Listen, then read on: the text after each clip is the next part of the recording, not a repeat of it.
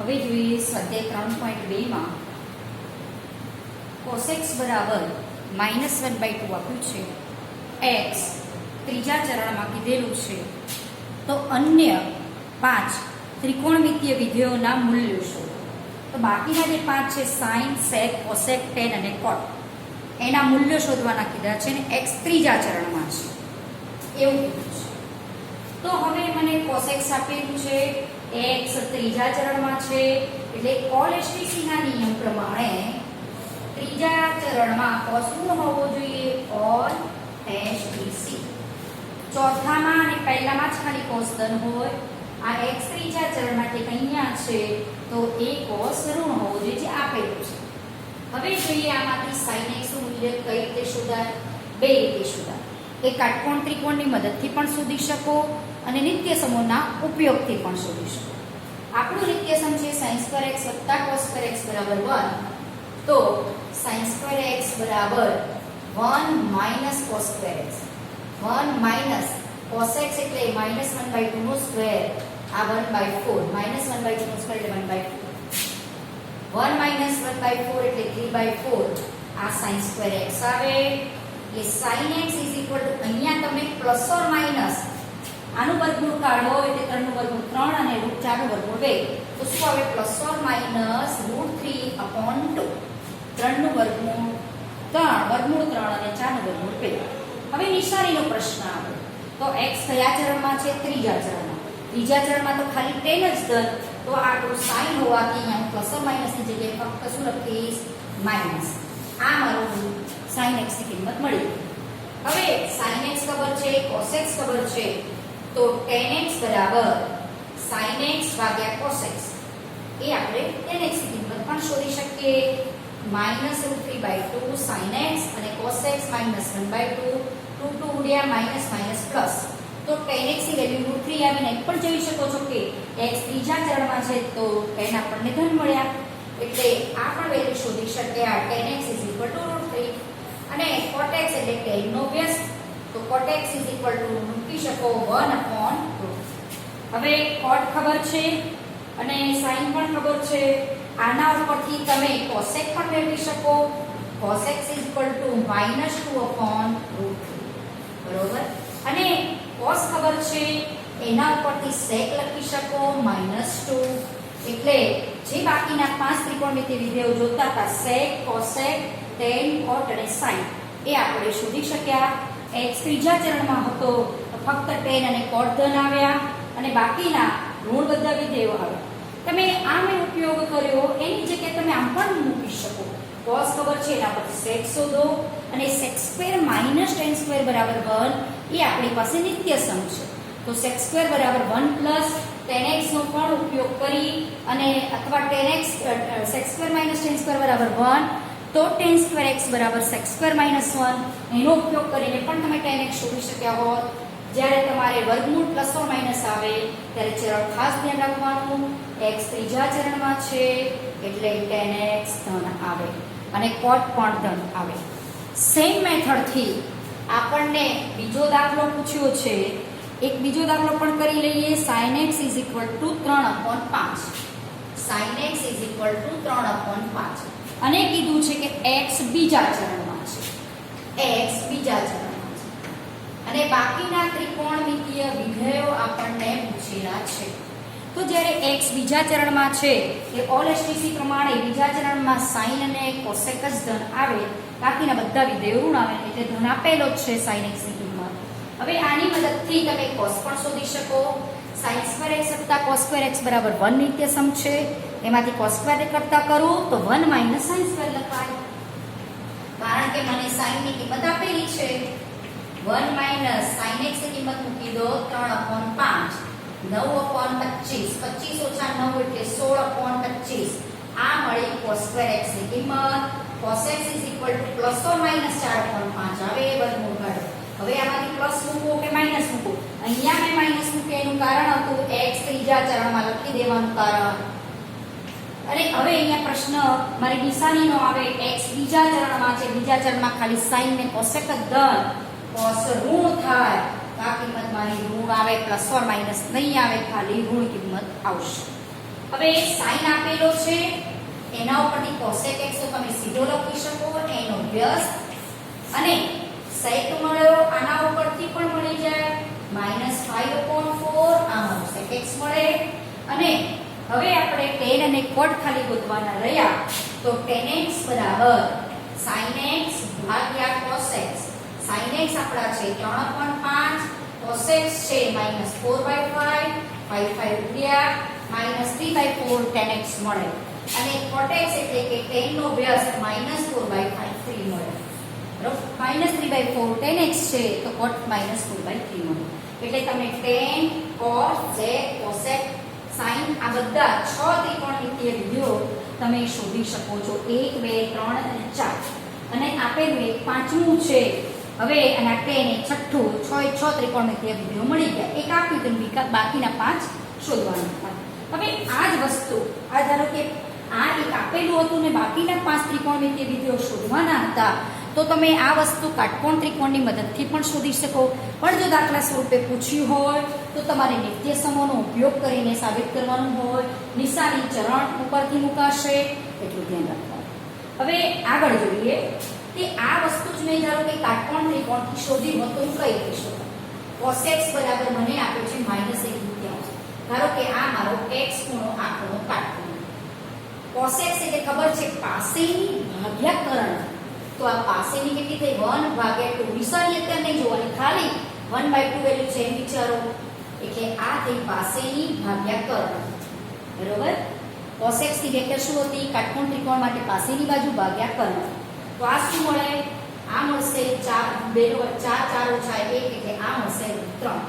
બરોબર, તો આમાંથી મારે જો sin x શોધવા હોય તો સામેની ભાગ્યા કर्ण √3/2 એ કાટકોણ ત્રિકોણ પરથી મૂકી દેવાનું. પછી નિશાની મૂકવાની, પ્લસ આવશે કે માઈનસ. x કયા ચરણમાં છે? બીજા ચરણમાં. બીજા ચરણમાં sin કેવો આવે? અહીંયા સોરી ત્રીજા ચરણમાં છે તો ત્રીજા ચરણમાં sin આવે ઋણ. એટલે અહીંયા ઋણની નિશાની મૂકી દો. ત્રિકોણ ઉપરથી ખાલી આ કિંમત મળશે વિધેયોની અને એના ઉપરથી નિશાની ચરણ ઉપરથી મૂકવાની. tan x પૂછ્યા તો સામેની ભાગ્યા પાસેની. પાસેની બાજુ 1 છે √3/1 એટલે √3 જ કહેવાય. x કયા ચરણમાં? ત્રીજા. tan ત્રીજા ચરણમાં ધન, તો મને tan x આ મળે. તો cot x તો આના ઉપરથી સીધા લખી શકાય 1/√3 અને આના ઉપરથી cosec x મુકાય -2/√3 અને આપેલા cos ઉપરથી sec મુકાય -2. અને કાટકોણ ત્રિકોણની મદદથી મૂકો તો પણ ચાલે કે sec x શોધવા હોય તો કર્ણ ભાગે પાસેની બાજુ 2/1. પણ x કયા ચરણમાં? ત્રીજા. ત્રીજામાં ખાલી tan જ ધન એટલે sec મારા આવશે ઋણ. અને આની મદદથી સીધા મૂકો તો પણ આવી જાય. એટલે કાટકોણ ત્રિકોણની મદદથી પણ આપણે આ જે વિધેયોના મૂલ્યો શોધી શકીએ છીએ. અને નિત્ય સમૂહના ઉપયોગ જે આપણે આગળ નિત્ય સમૂહ સમજ્યા છો એનો ઉપયોગ કરીને પણ તમે એ શોધી શકો. ધારો કે 3 નિત્ય સમૂહ આપણી પાસે હતા, sin² + cos² = 1, sec² - tan² = 1 અને cosec² x - cot² = 1. હવે આવી જ મેથડથી તમારે ત્રીજો, ચોથો અને પાંચમો દાખલો સેમ મેથડથી કરવાનો છે. હવે જોઈએ આગળ દાખલા નંબર છઠ્ઠો. દાખલા નંબર છઠ્ઠો, ત્રીજો, ચોથો અને પાંચમો સેમ મેથડથી કરવાનો. ત્રીજો, ચોથો અને પાંચમો એ તમારે હોમવર્કમાં કરવાનો, જાતે કરવાનો, પાછળ જવાબ જોવાના. એટલે તમારા બધા જવાબ આ રીતે કરશો તો આવી જશે. કાટકોણ ત્રિકોણની મદદથી પણ કરી શકો. કાટકોણ ત્રિકોણમાં મદદથી કરવા હોય તો જે આપેલી કિંમત હોય પેલા મૂકી દેવાની. ધારો કે આ sin x છે, અહીંયા હું કાટકોણ ત્રિકોણ વાપરું તો સામેની ભાગ્યા કર્ણ તો સામેની ભાગ્યા કર્ણ. તો અહીંયા કેટલા આવે કાટકોણ? 25 - 9 16 નું વર્ગમૂળ 4. તો આ મારો x છે. 3/5 આપેલો છે સામેની ભાગ્યા કર્ણ. cos શોધવો હોય તો cos x = પાસેની ભાગ્યા કર્ણ. કયા ચરણમાં છે x? બીજા. તો નિશાની ચરણ ઉપરથી આપવાની જે અહીંયા આવેલું છે એવી જ રીતે બીજા વિધેયો પણ તમે મેળવી શકો. હવે જોઈએ દાખલા નંબર આપણે છઠ્ઠો. છઠ્ઠા દાખલામાં આપણી પાસે છે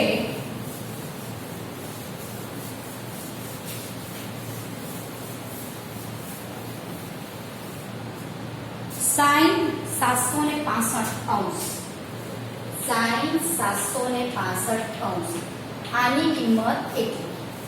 આપણો પ્રશ્ન છે. હવે આગળ આપણે બે સૂત્રો જોયા. એક આ સૂત્ર જોયું sin 2n pi plus x is equal to sin x. અને આવું સૂત્ર cos માટે, tan માટે, sec માટે, cot માટે બધા માટે આ સૂત્ર સહી સૂત્ર જ્યાં n belongs to z. હવે આને હું શું વાંચી શકું? 2 pi. pi એટલે 180. 180 ગુણ્યા 2 એટલે 360 થઈ જાય. એટલે n * 360 એટલે 360 n કહેવાય ને. Plus x is equal to sin x પણ કરી શકું. બરોબર. હવે અહીંયા n કેટલા લઉં? 2 લઉં. કેવા ભાગ પાડું? આ કેવા ગુણકમાં આવશે? 360 ગુણ્યા 1 કરું તો 360 થાય. 360 ગુણ્યા 2 કરું n તરીકે z માંથી 2 લઉં તો મને શું મળે? 720 મળે. તો આ કોની નજીક છે? 765 કિંમત એ 720 ની નજીકની છે. તો હું આને આમ ના લખી શકું. sin 720 વત્તા 45 એટલે 765 sin 720 ને આપણે આ રીતે વિચારીએ તો sin 2 pi એટલે 360 360 ગુણ્યા 2 એટલે 720 પ્લસ 45 એટલે આપણે સૂત્ર આવી n તરીકે મેં શું લીધા કહેવાય? 2 લીધા કહેવાય છેદમાં. તો આપણું સૂત્ર શું છે? sin x. x તરીકે મારી પાસે 45. તો આની કિંમત sin 45 હશે. sin 45 એટલે 1/2 એટલે આનો જવાબ આવશે 1/2. 2 pi pi એટલે 180 ગુણ્યા 2 એટલે 360. આ સૂત્રને તમે આ રીતે પણ વિચારી શકો. કેમ? કારણ કે રેડિયન માપમાં હતું અને પૂછ્યું છે અંશમાં, એટલે હું આ સૂત્રને આમ પણ વિચારીને લખી શકું. હવે બીજો દાખલો છે એમાંથી 7મો.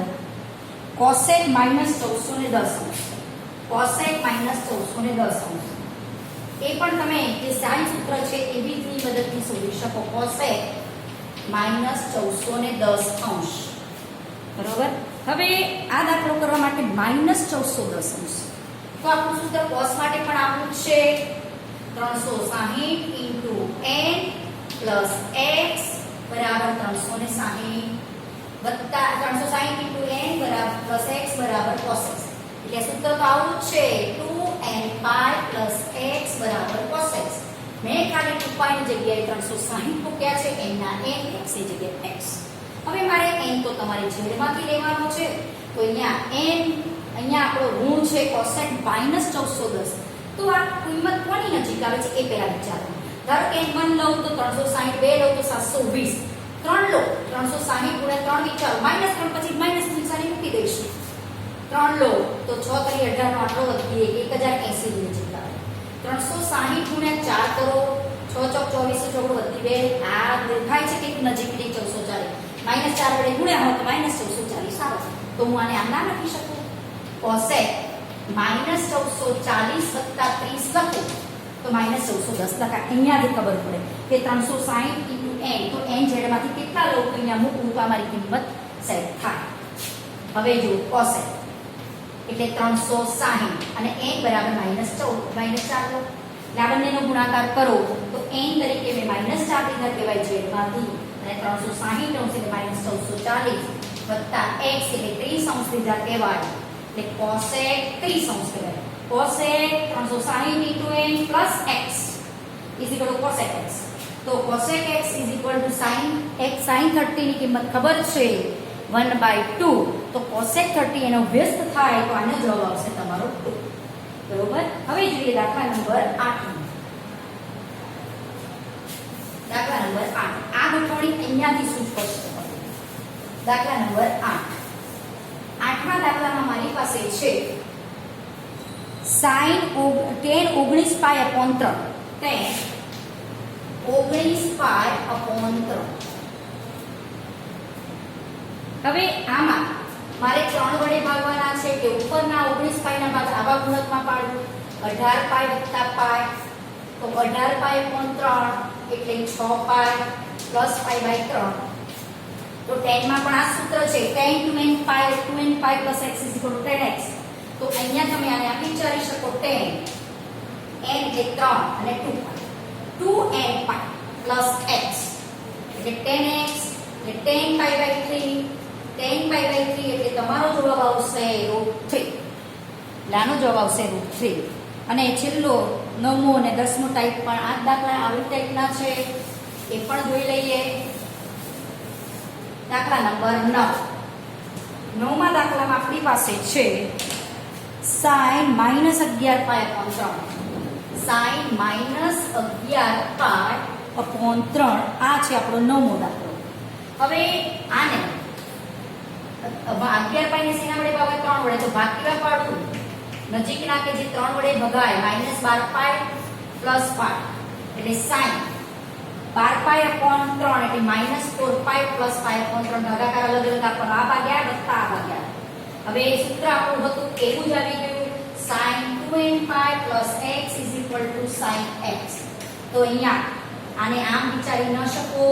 2π × n એટલે -2 × 2π 2π × n n તરીકે તમારે z માંથી કિંમત લેવાની છે. તો z માંથી મેં -2 લીધા + π/3. તો આપણે sin π/3 sin π/3 એટલે √3/2 આપણો જવાબ નીકળશે. 10મો છે cot -15π/4. બધા માટે આ સૂત્ર એપ્લાય કરવાનું છે કારણ કે એ સૂત્ર આપણે આગળ સમજેલા છે એકમ વર્તુળની મદદથી. cot -15π/4 તો 15π ને 4 વડે ભાગવાના છે. તો નજીકની કિંમત કઈ? -16π + 5/4. તો cot -16π/4 એટલે -4π + π/4. તો સેમ સૂત્ર એપ્લાય કરો. cot 2π × n એટલે -2 + π/4. તો સૂત્ર કયું આવે? 2nπ + x = cot x અને cot x આની કિંમત આવશે તમારી cot π/4 એટલે 1. આ રીતે આપણે સ્વાધ્યાય 3.2 જોયો. આગળ બીજા કેટલાક સૂત્રો આપણે ચર્ચા કરીશું.